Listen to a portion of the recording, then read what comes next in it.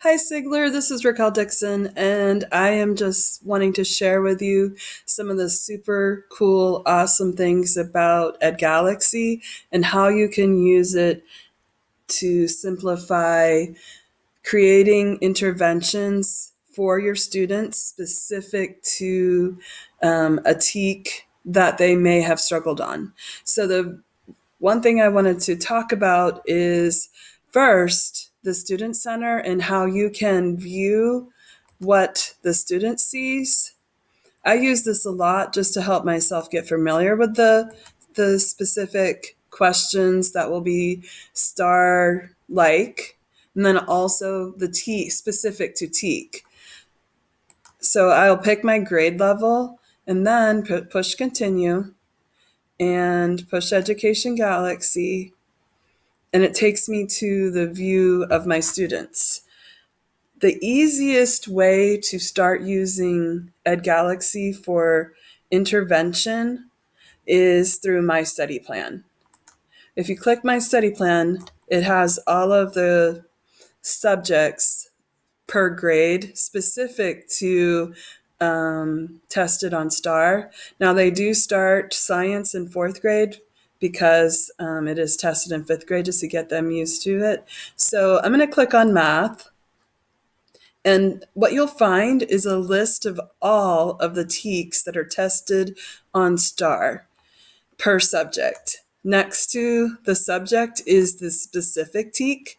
I actually use this a lot because I find it very easy for me to find. I know exactly where it is. I'll go and look at the TEK on EdGalaxy, and then I can see questions and what they look like there.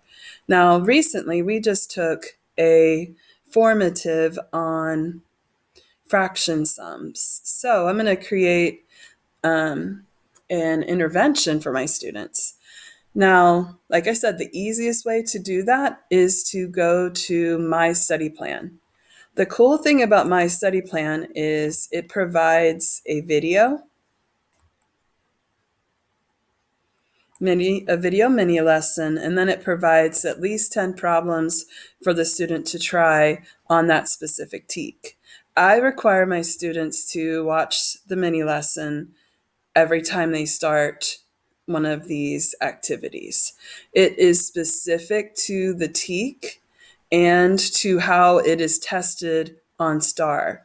So this is a very valuable, very quick mini lesson for the students to use. Let me just show you what it looks like.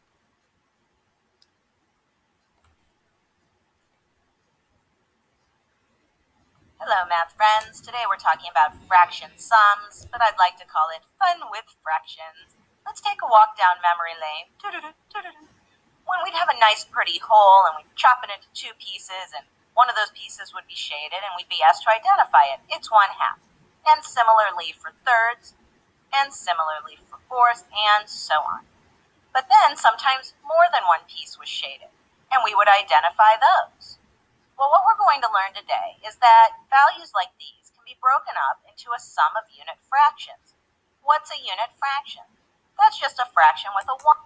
So my students have been trained to pause videos when they see a definition and put it into their notebook. And we do the Cornell note-taking method with 2-column notes. Now, another thing that might happen is we already have taken notes on fraction sums. So they could look at the notes that they already have and follow along and see if there's match, or maybe add something to their notes as they're watching the video. After they've watched the video,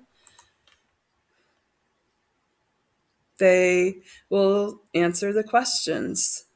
I'm going back this way because we're not going to watch the whole video, but they can pick a game to that will let them play a game every time they answer a question right, or they can play no game. Some kids prefer to play that way.